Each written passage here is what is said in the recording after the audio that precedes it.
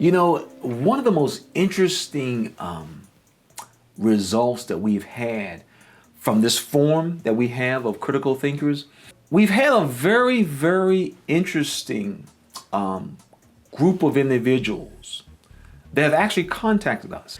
And this particular group of people that we're talking about, these are people who are not Jehovah's Witnesses. You're listening to The Critical Thought, where we challenge our listeners to use critical thinking when examining the teachings of Jehovah's Witnesses.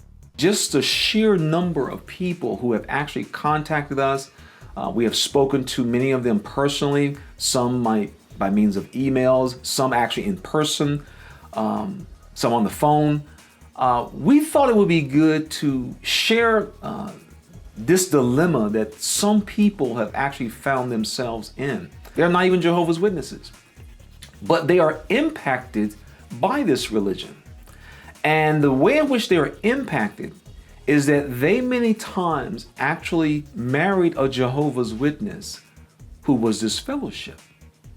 And now this Jehovah's Witness wants to go back to the Jehovah's Witnesses. And the impact that it is having on their family and their marriage, I mean, it's just amazing. And these people are like, what have I done wrong? Why is this wall being built up? And it's interesting because in talking to these individuals, it's important to let them know. And this is what we have tried. This is the message that we have tried to get over to many of these people that we have dialogued with. You need to understand you've done nothing wrong. You have done nothing wrong. What you're seeing is what happens within the Jehovah's Witness denomination. And so what we do, we walk them back through the life of their spouse and what happened and how now they are actually being affected by Jehovah's Witnesses. And this is why people often make the statement all the time, Jehovah's Witnesses break up families. Because one of the things for sure, and this is a fact, if a person does not agree with the published explanations of the Watchtower writers and the journalists who write for the Watchtower, if people do not agree with what is published in all those little books and pamphlets, such a person who disagrees will be viewed by one of Jehovah's Witnesses as rejecting God. It's amazing how they give writers. We live here in the Washington, D.C. area, and over the years, we've gotten to know a lot of writers and journalists, some who write for fiction, nonfiction, religious publications, medical publications, scientific publications, sports publications. So you get a chance to meet writers all the time. And it's amazing that some writers are arrogant, but it's really amazing when you think about the Watchtower writers. These individuals write for a religious publication. And their basic position is anyone, doesn't matter who you are, if you disagree with the explanation of Scripture that we as a group of writers have come to the conclusion on, then you can't be a friend of God and God doesn't want you as his friend. And we never thought about it critically. We literally were following a group of writers and journalists, individuals who wrote for a journal. And we had taken what they have said and we literally elevated the human opinion of a group of writers to divine status.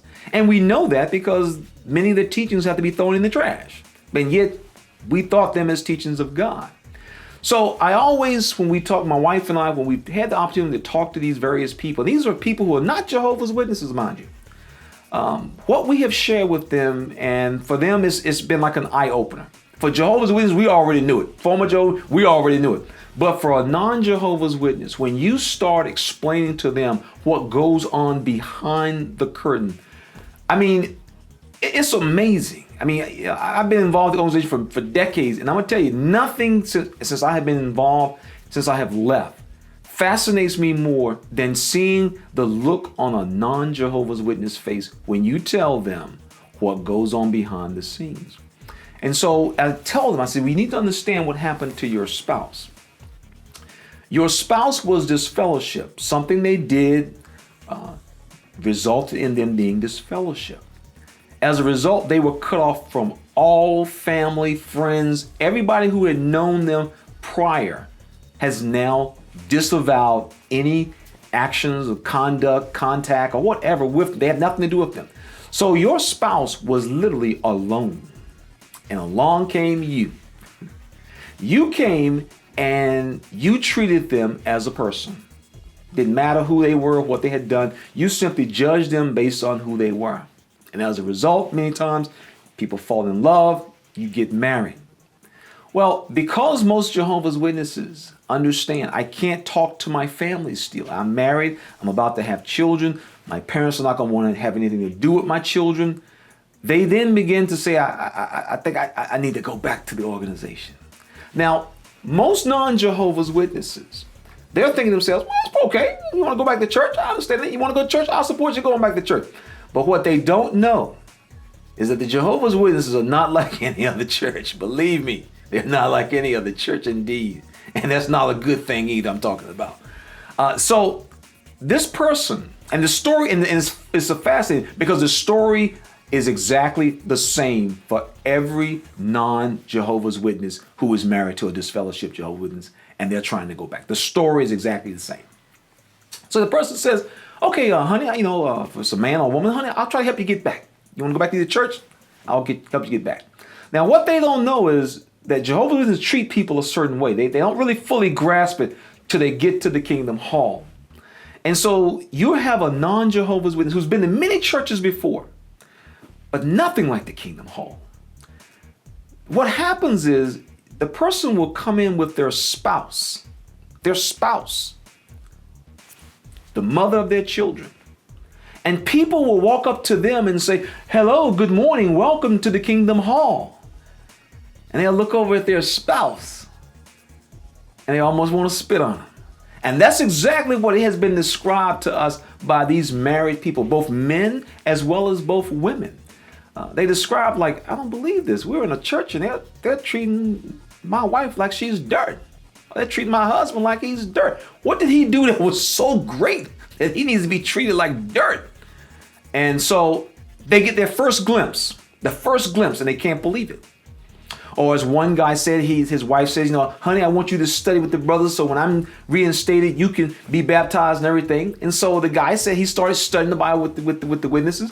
And they would come over to his house and they would walk in, hey, how you doing? Good. We're ready to get started. Let's get started.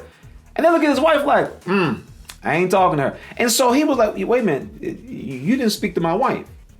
And so the witness like, well, we can't talk to her. Like, well, this is my wife. Well, we can't talk to her.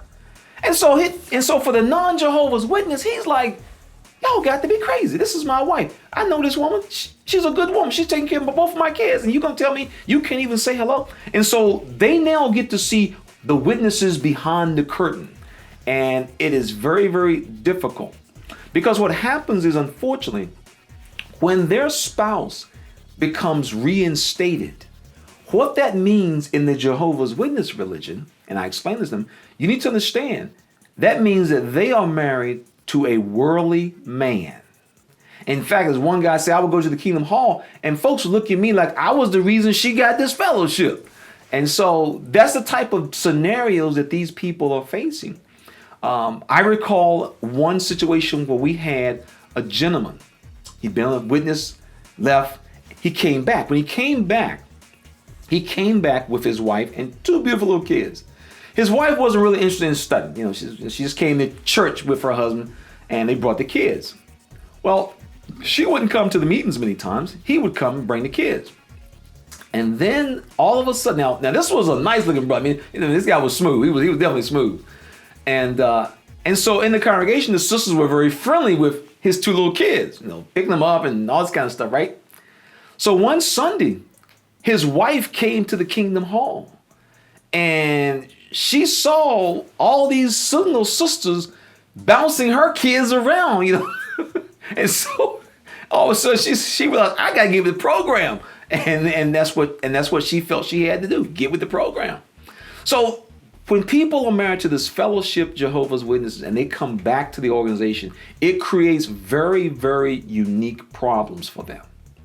Especially if they make the decision, well, I'll support you if this is what you want to do, but this is not for me.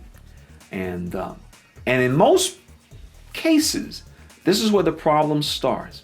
Because see, now the wife views him, even though he is taking absolutely good care of her, she considers him as a very, very weak head because he doesn't believe the same pamphlets that she believes.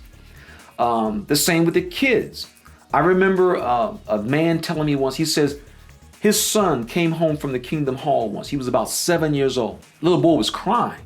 And he was like, why are you crying? And little boy said, because God gonna kill you. Jehovah's gonna have to kill you because you don't go to the Kingdom Hall. That's what they said today. And so the man was like, what did they say? And so he said to his wife, he says, what's he talking about? And the wife, she kind of embarrassed. And he said, well, the brother mentioned, those who come to the Kingdom Hall, Jehovah will have to destroy them. And so the man is like, so y'all are telling people down at y'all church that people who don't come to y'all church, God gonna have to kill them.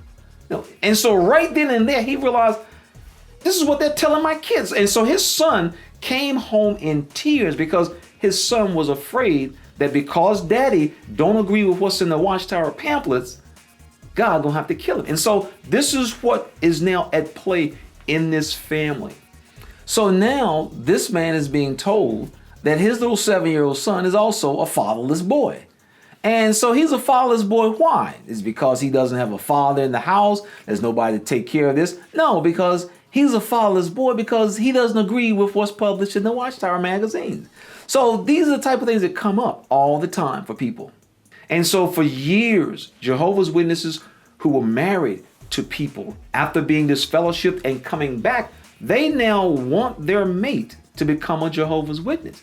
And if the person doesn't want to become one of Jehovah's Witnesses, it creates a tremendous strain.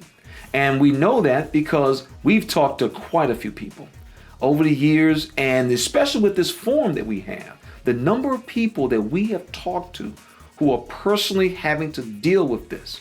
And so now, to add insult to injury, unlike before, they simply said, well, if that's what you want to do, that's fine. These people who are not witnesses are taking the time to investigate, well, what is my wife and my kids really part of? And what they're finding is the same thing many of us found, that everything that the society teaches as teachings of God, sad to say, it's not the case. And so now we see tremendous issues that now are starting in their families. So of course the question comes up, well then how does a person who is married to a disfellowship person who's now reinstated or wants to be reinstated, how then can they share with them what they have begun to learn?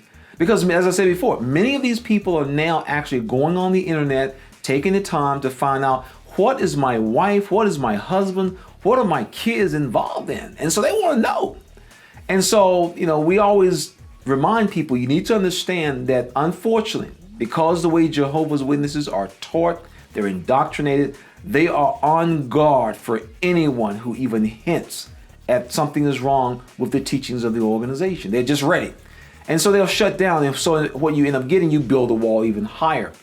And so in fact, one of the things I tell people, you need to keep in mind that what you're basically asking this person to do, this person has been disfellowshipped, kicked out of the Jehovah's Witness. Now they're back in.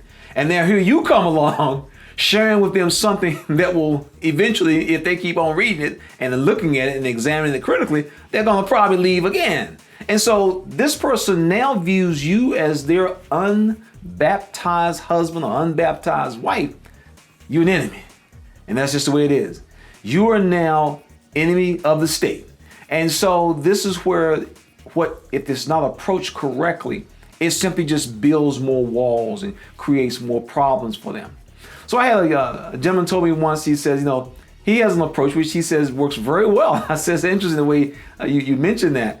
He says what he does, he's simply, instead of simply telling his wife, look, I need you to read something on the internet that I read about Jehovah's Witnesses, because that does not work. It just doesn't work. If you try that, you'll find out real quick.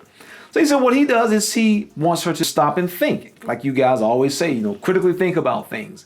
And so what he does, he poses questions. And I told him, I said, it takes it back to what I always tell people, I'd rather have questions I can't answer than answers I can't question. He says, let me ask you a question.